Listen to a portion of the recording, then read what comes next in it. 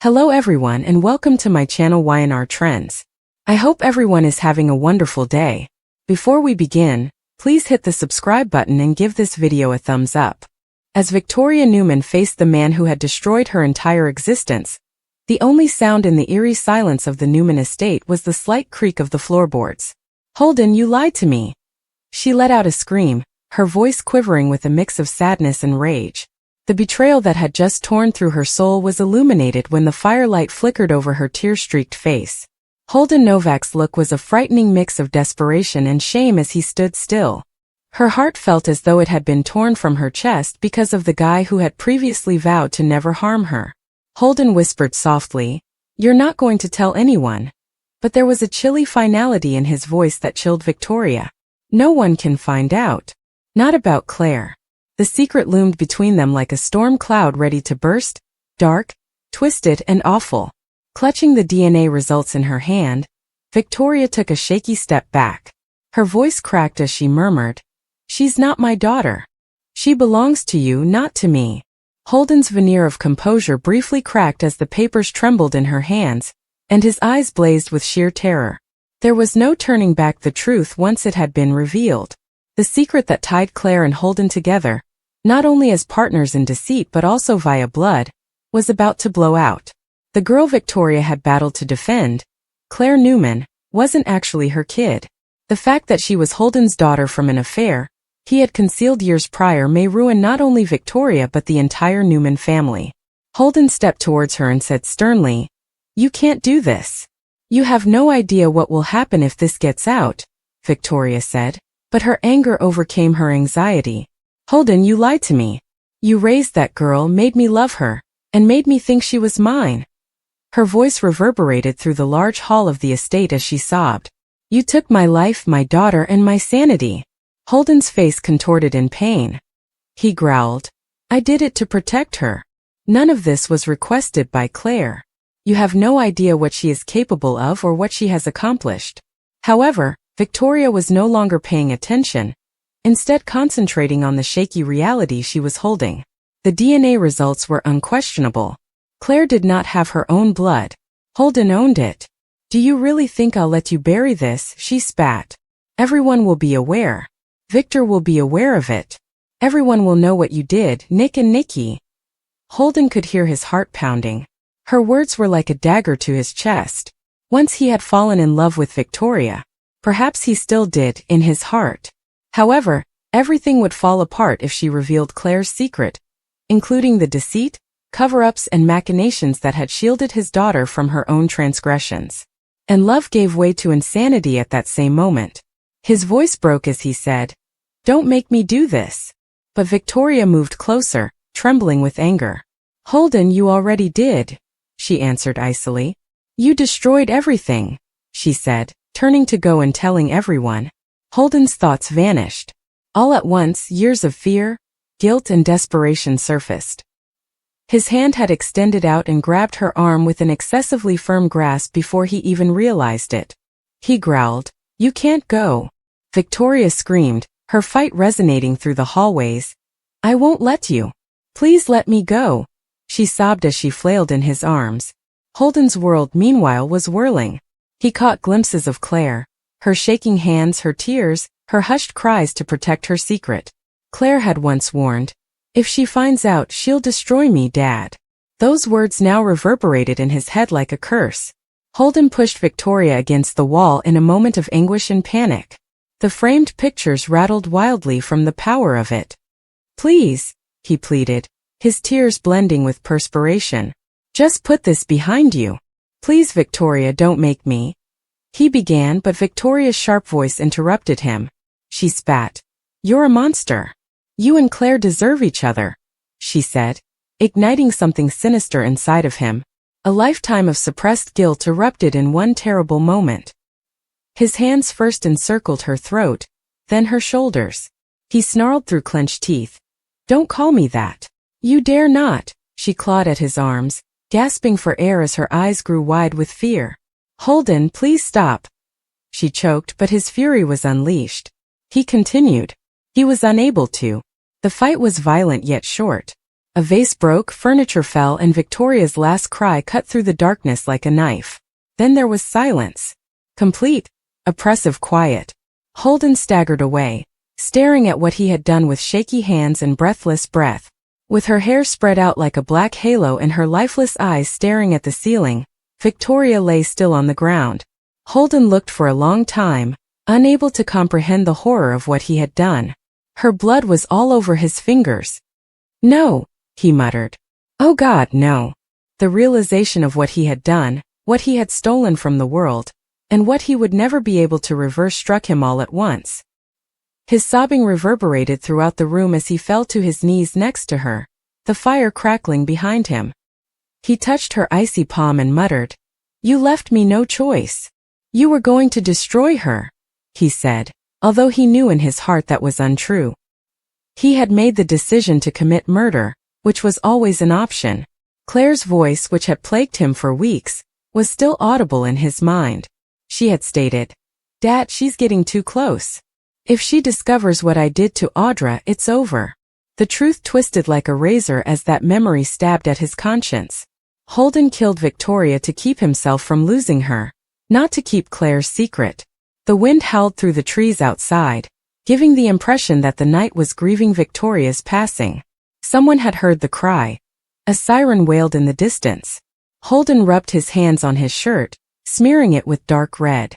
He was aware that it would only be a few minutes before someone showed up. His thoughts were racing. He had to make it appear as though it was an accident, anything but what it actually was. His breath came in terrified gasps as he pulled Victoria's body in the direction of the hearth. However, he was halted by something. The screen of her phone was still blazing as it lay on the ground. "Nick, Holden is lying." A partially typed text message winked at him. "Claire." The message came to an abrupt, incomplete end.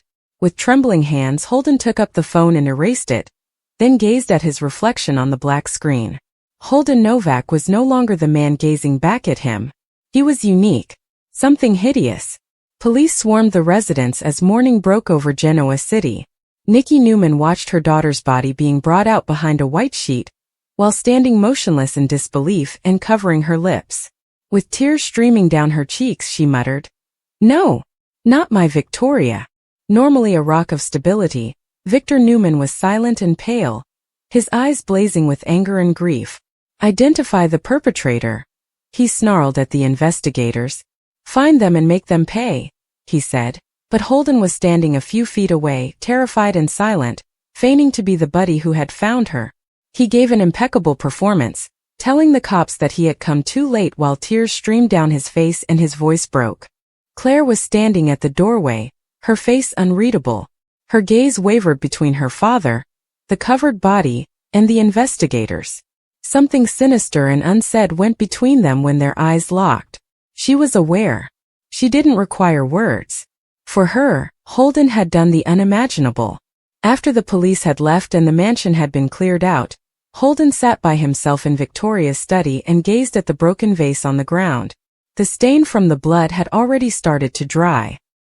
He said to himself, "It's over," but the words seemed empty, since he was aware that it wasn't finished. In Genoa City, secrets were never kept hidden for very long. Claire softly came in that evening and shut the door. "They believe it was an accident," she said. "A fall." Holden glanced up at her with sad eyes. "They don't suspect you," he declared bluntly. "I killed her." Claire yelled, "Don't say that," her voice shaking. "You took the necessary action. You shielded me," Holden said, but his guilt was too much to bear. "She was correct," he whispered. "I'm a monster," Claire said as she moved in closer, her eyes welling with sorrow. "No, my father is you." Her words were supposed to be consoling, but instead they twisted like a razor. "And you saved me." For the first time, Holden understood what he had really produced. A legacy of blood, lies, and darkness that would devour them both. Whispers started to circulate throughout Genoa City as the days went by. Victor's private investigator discovered inconsistencies in Holden's account, and the autopsy results were inconclusive. One evening, Nick Newman slapped a folder onto his desk in a dimly lit office. Inside were pictures of Holden with blood on his hands that had been captured by a covert camera that Victoria had set up the previous week. Nick muttered, "You're going down." Holden was aware that the truth will eventually surface since his facade was falling apart. Before it was too late, Claire pleaded with him to flee. Holden, however, declined. "They'll know I did it if I run," he remarked, gazing out the window into the rain. "I can't allow that to occur. Not to you." Guilt ultimately proved to be his downfall. Holden poured himself a glass of whiskey and gazed at the deserted fireplace while alone in the same mansion where he had killed Victoria. "You're not my daughter," she said in a cracked, quiet voice that he could practically hear in his head. The reality that had shattered everything he held dear. The words that had started it all. "I'm sorry, Victoria," he muttered into the quiet. When the police eventually showed up with a warrant, they discovered the study empty save for a note written in shaky handwriting on the desk that said, "I couldn't protect her without destroying myself." The only response was the crackle of the fire and the sound of his own quiet weeping. Holden Novak disappeared into the darkness, saying, "Tell Claire I'm sorry." However, ghosts have a way of coming back to Genoa City. Claire said, "It's not over, Dad," as she held the note to her bosom and gazed out at the rain-soaked horizon. "It never ends. Because blood inevitably finds its way to the surface in a town built on falsehoods. And Holden and Claire will always be haunted by Victoria's last cry." That night, rain descended over Genoa City like a veil of sorrow, cleaning the streets of blood but never the hearts of those who were left behind. Unaware that a tragedy had torn apart the core of one of Wisconsin's most influential families, the world beyond the Newman estate continued on. However, a thick, oppressive quiet prevailed behind the mansion's walls. The town was talking about Holden Novak's disappearance. Inside, Victor Newman's rage burned stronger than ever, while reporters lingered outside the gates like vultures. "He murdered my daughter," Victor muttered between gritted teeth, his voice low and quivering with rage. Nikki sat next to him, pale and shattered, her fingers gripping a picture of Victoria and Claire. "And I will make him pay with his life," Nikki said in a faint murmur. She loved him once. How could he harm her in this way? However, Victor had already decided that Holden Novak would not evade justice, even as the uncertainty lingered. Not now. Holden was sitting by himself in a dilapidated motel room along Highway 18 across town, almost recognizable in the fractured mirror. His eyes were gloomy, and his once charming face was now gaunt and pale. It had been days since he had slept.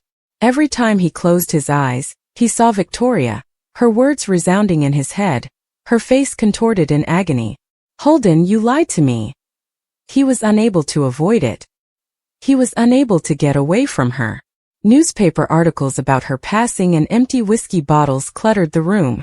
The article's single sentence concerning Claire, Victoria's daughter Claire Newman has refused to speak publicly about her mother's death, was what really troubled him. Even though every headline shouted the same thing, new details emerge in Newman murder mystery. Claire wasn't grieving for Victoria. She was keeping him safe. He gazed at the blood-stained locket that was on the table, the same one Victoria had worn the night she passed away. Without giving it any thought, he had accepted it and clutched it as though it could somehow bring her back. With tears flowing down his face, he muttered to the locket, "I didn't mean to hurt you." However, no amount of regret could make up for what he had done. Holden was now caught between survival and remorse. He considered revealing everything and turning himself in. Then he imagined Claire appearing in front of a judge, her sinister secret revealed to the world. He was unable to allow that to occur. He couldn't let her fall too, as he had already doomed himself to save her. Meanwhile, there was mayhem at Newman Enterprises. Victor had started his own investigation, employing private security, questioning each employee, and requesting surveillance footage from every area of Victoria's house and workplace. Grief was tearing the family apart, despite Nick and Nikki's best efforts to keep them together. Nick drank all night long, lost in recollections of his sister's power, ambition, and laughter. He whispered to Sharon one evening when she came to see how he was doing, "She didn't deserve this." Sharon groaned quietly. She trusted that man and he killed her. "Nick, grief causes people to act horribly." Nick's eyes hardened as he said, "But revenge will destroy you too. Maybe what I need is destruction." Conversely, Claire had turned into a mystery. Her black veil concealed her expression as she stood calmly at Victoria's funeral. Her composed manner was discussed in whispers. Some described it as astonishment, while others expressed mistrust. When Victor spoke Holden's name, however, those who looked closely noticed the slight shake in her hands and the flicker of terror in her eyes. She was a storm of fear and shame inside. The sound of Victoria's cry, her father's shout, and the thud as her body hit the floor were all repeated in her mind. She desired to despise him. She wanted to scream. However, she was unable to, because she was aware that she was the reason for it. Weeks before to the murder, it had begun.